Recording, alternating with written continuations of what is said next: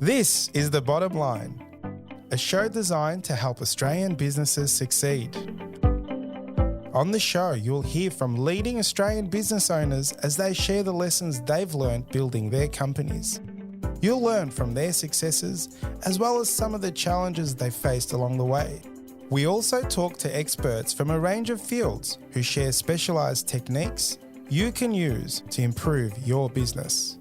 I'm your host, Savan Tuna, and I'm a director at Alexander Spencer, and I'm really passionate about helping Australian businesses succeed. Today, we're speaking with Nicole Suk. Nicole is a principal at Windham Brannon, a mid-tier accounting firm based in Atlanta, USA. With over 20 years of experience in both industry and public accounting, Nicole now uses her extensive knowledge base to support clients grow their businesses domestically and abroad. In today's episode, Nicole shares with us her story of growing up in different countries and how this experience shaped her expertise in international services. You'll learn the things you need to consider when deciding to expand into the US. Find out how to navigate complex legal and regulatory landscape, and Nicole dives into the corporate structures you will need to consider. Let's jump in. Nicole, it's a pleasure to have you join me on the show today. Thank you very much. A pleasure to talk with you again. Great to meet you in November and glad to continue the conversation. Yeah, well, we did have a chat in Disney World. We were there for the Abacus conference, so it wasn't just for fun. You live in Atlanta, you practice in Atlanta, but you have a really unique upbringing. We had a conversation in Orlando about your travels as a kid. Can you tell us a little bit about yourself and the story? Yeah, no. So I was actually born out in Washington State, so on the other side of the country, about as far from Atlanta as you can get. And my father joined the Air Force when I was about a year old. First, we moved to Texas, then we moved to England. And, this was sort of during the Vietnam War. And he never actually went to war, but he did leave the Air Force sort of as soon as he could and decided to join the State Department. So my whole life was spent moving every 2 years from country to country. He worked in the embassies all over the world. And so it was a very good upbringing for me. I love seeing different parts of the world. And I graduated high school in Munich, Germany. And at that time, my dad was actually moving back to Washington, D.C. to work at the State Department. So I decided to come to college here on the East Coast, as we call it. And I chose Georgia Tech here in Atlanta, even though I had never been to the southern part of the United States, never been to Atlanta. But this is where I came to school. And I actually came here and studied mechanical engineering. That's what my degree is in. I do not have an accounting degree, which a lot of people do not know about me. But I, did engineering for a very short time, graduated, worked for about a year and a half, said engineering is not for me, and decided to go back to school and get my accounting classes so I could become a CPA. And that's sort of where I've landed today. Wow, now you must be bilingual, more than bilingual. How many languages can you speak? So I lived in Moscow when I was about 8 to 10 years old, and I picked it up very quickly. I knew Russian almost fluently because we learned it in school every day, and I'd be out using it. It's all gone now. After Russia, we moved to Vienna, Austria, where I learned German, and then 2 years there. So when you only take a language for 2 years, even though you're sort of immersed in it with the environment, you don't always retain as much as you'd like. We moved to Saudi Arabia, and I said, I am not taking Arabic. I don't need another language. So then after that, that's when we moved back to Germany, and I did 3 more years of German. But if you don't use it on a daily basis, it's very hard to retain. But I do, when I go back to Germany, it sort of comes back to me a little bit. I can sort of understand it and read it more than I can speak it, but it does come back to me a little bit. You named a few countries there. Were there any others you grew up living in? I lived in Trinidad. That was the first assignment that my father had with the State Department. We lived in, and it was always in the capital cities. But yeah, it was Trinidad to Moscow, and Moscow was by far the most interesting. It was during the 1980 Olympics that the U.S. ended up boycotting, so we could not go. Still very communist, very different. But I was an 8-year-old child, and there was snow from October to May, so it was the perfect place for me. I loved Moscow. Probably my favorite place that I lived. In Australia today, as we're recording this, it's first day of school and my grade one was in tears. I'm like, you're in grade one, Nance, why are you in tears? You get nervous. You would have gone from so many different schools. You would have been quite robust, but also amazing at making new friends. Do you say that has translated into adulthood? It was very difficult. I will say probably every first day of school at a new school, I came home crying. And then by day 2, you have friends. And I think kids are very resilient. I mean, I say that to my kids all the time. You will adapt. You do become very resilient. But, my father would put in for new assignments about 6 months before we left. And it was always so exciting to think about where you're going next. And he would put in for, say, 10 different places. We wouldn't know where it was going to be. And we always got so excited to leave that you didn't even think about everything that you were leaving because you were so excited to move on to a new place. But yes, it was very difficult making new friends, but then I would make a new friend in every place, and it was a good friendship, because it was other Americans usually. And you have that. I went to smaller schools. I went to international schools, so I didn't go to the large schools that my kids have here in the U.S. My graduating class in Munich was 39 people. I think that my son's graduating class was 1,200. I mean, they're huge. Wow. So much different. Yeah, much different. So traveled around the world, you're an engineer, and then you became an accountant, which I think if you're an engineer first and then become an accountant, that's the accountant you want because they're process driven, they know everything. And then because of, I don't know how this worked, but you've had such wide travels and then you got into international tax. So tell us about your specialty at Windham Brannon. You're a principal there. So talk about the business, your role within the business and specifically how you entered into international tax. So Windham Brannon is based out of Atlanta, as you said. We currently have one office in Atlanta. We've actually just recently opened another very small office up in Chattanooga, Tennessee, which is about an hour and a half north of Atlanta. We're a full service audit, they say assurance now, tax, advisory, small business accounting, valuation. We do a little bit of everything. I am only tax. I've not done any of those other things, so I am not the person to get advice on those other things. But I do know the right people to talk to. But it's about 180 to, we may be approaching 200 person firm. It's a great firm. I came to work for Windham Brannon because it's family first, employees first. That's the most important to me. If you're not happy with the people that you work with and happy going to your job every day, then it's not a good job. I came to the firm and because of my sort of engineering background, I tend to like manufacturing clients. I'm very familiar with being in a plant. I've worked in a few plants, and I enjoy the manufacturing companies. And they tend to be corporations, and a lot of them have international touches. Either they're subsidiaries abroad where they manufacture, or foreign companies that set up U.S. manufacturing here in the United States. So when one of our partners retired, soon after I came to Windham Brannon, I started at Windham Brannon in 2012. And a couple of years after that, one of my partners retired, and he had sort of led the international practice. And at that point, he sort of handed it over to me. It was just sort of a natural progression because of the types of clients that I already had. And with the upbringing that I had, I enjoy the international part of it. I enjoy working with international clients and other member firms such as yourself and the advocates community. So it was just sort of a natural fit for me to take on that role. Well, we're going to get straight into it because Aussies, we have a very small population in Australia. We have some amazing businesses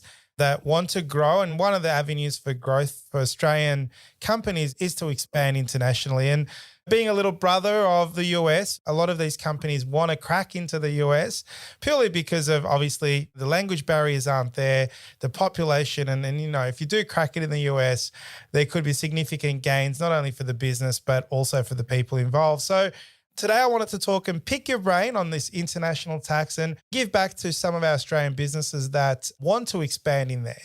So my first question, as a foreign company, what are some of the factors that need to be considered when deciding to expand into the US? The trickiest thing about the United States is it's one of the few countries in the world that has a worldwide taxation system. Once you're in the US wants a piece of everything. And so you have to be very careful about putting that first foot in the U.S. soil, because as soon as you do, that could open up a whole, an expression, I don't know if you have this expression in Australia, but a whole can of worms. Yep, we do. So we want to be very careful that if you do come into the U.S., you're doing it with the intention of sort of staying. We have the concept of permanent establishment, which I'm sure you're familiar with, but it gets very tricky when you get into the U.S., especially if you start up a business and you send employees over here. Most oftentimes we'll say if you're going to do business with U.S. customers, set up a U.S. subsidiary. It's very simple to set up a U.S. company. You can have an attorney. And one difference with a lot of, I know, European firms, and I'm not sure if Australia is this way, but we as accountants, CPAs, cannot offer legal advice. And as such, we also cannot form companies for our clients. And they'll reach out to us and they'll say, can you set up a company? We say, we can't do that, but we can put you in touch with an attorney that can. So an attorney will form a company. You can actually go on LegalZoom and form companies very simply. But an attorney will help you set up with all the documentations that you need.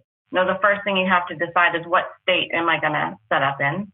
A lot of times that's Delaware because it's very easy. It's sort of similar, I guess, to using the Netherlands as a holding company where you don't necessarily have to have a physical presence there. And it's very easy to operate as a foreign owner in the state of Delaware.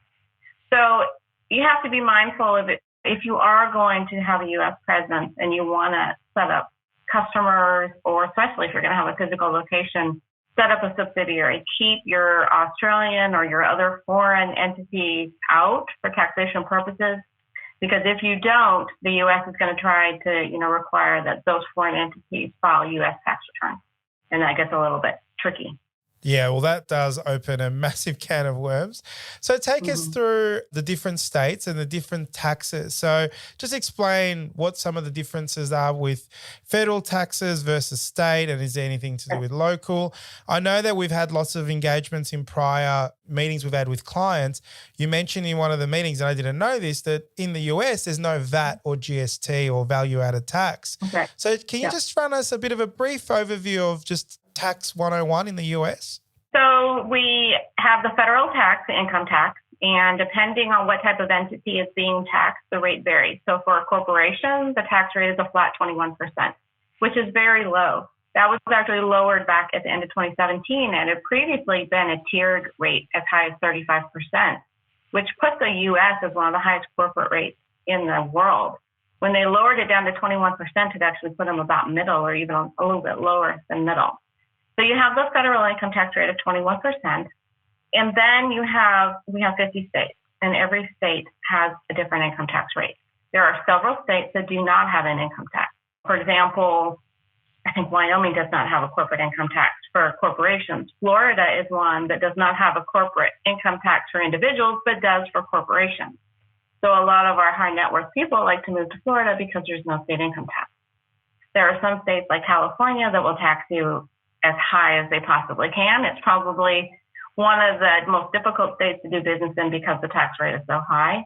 I live in Georgia, where it's a fairly middle tax state, I would say. The corporate tax rate is 6%. The individual rate, or actually the corporate rate was also lowered, 5.75%. Individual rate, 5.75%. So, you have to look to see where you want to do your business. You can't necessarily let the state income tax rate rule where you're going to be, because you may be in one state and still have a filing requirement in another state. So if I go up and I set up in the state of Nevada, for example, and I put an office in Nevada, and Nevada has no income tax, but all of my customers are in California, and I'm going into California to perform services, I'm still going to have to pay California income taxes. That doesn't get me out of that.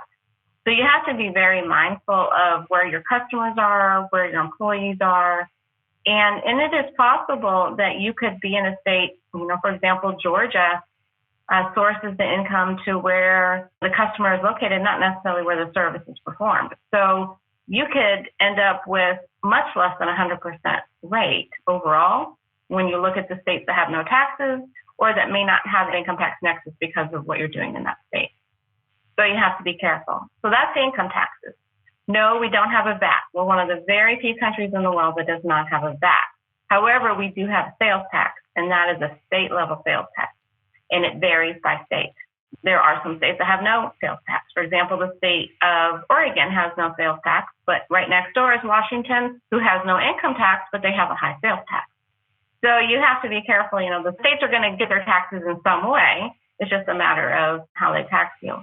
Now, what's a little different on the sales tax than the VAT is most services are not subject to sales tax. It's generally only going to be the sale of tangible property. But if I am a customer and my inventory in my office is in Georgia and I'm shipping product to the state of California, I have to charge California sales tax and collect that and remit it to the state of California. So it does get very tricky trying to keep up with 50 different states and 50 different rules for the various tax requirements. Well, forget the can of worms. It sounds like a minefield. It is, and it's a lot. When foreign entities come over and set up a U.S. subsidiary, it's a lot for them to take in, especially with the various states. In Australia, just to put it as a comparison to the listeners, is we generally have obviously income tax collected by the federal government, and that's Australia-wide. Everyone gets corporate tax rates. There's small and large, and it varies in the small companies pay less, large pays more. Small is 25% and large is 30%. But it's not governed by the states. It's wherever you are, you pay that. And then we have GST, and the federal government collects the VAT. So really the state taxes, the states only really collect tax around property transfers, which we call stamp duty, some stuff around payroll tax where you go above a limit, and a couple of other little indirect taxes here and there. So most of the tax collectors are feds, and then the federal government distributes the money in accordance to what the state needs based on what they want to do and whatnot. Whereas it sounds like in America, and correct me if I'm wrong here, is that in America, the states are like on their own. And it's like the feds take the 21%. Obviously, there's individuals and stuff, but the feds take 21% at corporate. Right. And then like the government's probably going, well, the states can do whatever they want in a way. And that's how they produce income. Sounds like there'd be a lot of competition between the states to attract business and all that kind of stuff. So it does sound like a minefield, but obviously you need someone like yourself and your firm to put that through. But let's dive a little bit deeper into that particular example. So if I had a client that did set up in, let's call it Delaware, their location was in, call it California, and they have one customer, just for simplicity, in Atlanta. So their company was established in Delaware. Their location is in California. Their customers in Atlanta. Can you take us through maybe just a little example of where they're filing and what they're giving away? So it kind of depends on what the service or the product is. Let's say it's services, not product. Okay, services, not product. Okay, so that makes a big difference. So let's say we incorporate in the state of Delaware, but we have no physical presence in Delaware. We have no employees. We have no office. We don't have a customer. You're not required to file an income tax return in Delaware. All you would file would be your annual capital tax, sort of annual report registration based on your capital tax. But there's no income tax filing requirement there. California, you have an office. So I'm assuming you have a physical location, you have people. The minute you put a person in a state, you now have an income tax filing requirement. There are a few exceptions for salespeople if you have somebody that's only sales. But for the most part, if you have somebody in a state or if you have property in a state, and property could just be storing inventory. But if you have physical office location, now they're saying you are doing business in that state and you have to report income taxes to the state of California. Now, that doesn't mean that 100% of your income is going to be taxed in California. We apportion it out, and we apportion it out based on various factors. So let's say I have an office location in California, but my customer is in Georgia. Well, if it's a service company, am I going to Georgia to perform that service, or am I performing it from California? If I'm physically going to Atlanta and going to Georgia to perform that service, now Georgia is going to say, okay, you've been here, you've touched our state, you now have an income tax filing requirement in the state of Georgia. And so both California and Georgia, they apportion their income based on gross receipts. So you would look at, where did my revenue come from? Well, in this example, let's say Georgia was my only customer. 100% of my revenue came from Georgia. I have none of my revenue coming from California. So I still have to file an income tax return in California, but I would only pay a minimum $800 tax because I have no income allocated to the state of California. All of my income is going to be allocated to Georgia. But let's say I had two customers. One was in Atlanta and one was in, let's say, Nevada. Again, Nevada has no income tax. And let's say it was 50-50 in each state, the revenue. So 50% of my income is not going to be taxed in Georgia. nothing taxed in Nevada because it's a no income tax state, and then nothing taxed in California because I have no revenue tax. So it just all kind of, depends on the state and the service, if it's physical presence. But if I was sitting in California doing all of that work from California and I never set foot into Georgia, I wouldn't have a Georgia income tax next. So I always say, well, it depends. I hate to say it all of the time, but there are so many different situations. And because this is a service company, most likely no sales tax requirements. But let's say I performed a service, and as part of it, let's say my service was consulting, and then I printed a book that I then sent my client. Well, now I've just sent them physical products. That becomes a sales tax requirement. It's very, very tricky. The states have all of the power. And that was part of our Constitution, was state rights. That was the big deal with the U.S. Constitution, was that states had the right to govern themselves. And so you're correct that 21% federal tax, or the individual rate, goes to the federal government, but most taxes are state level. Our sales tax, there's a state payroll tax, there's property taxes are all at a state level. So the states are all self-funded through their own taxes.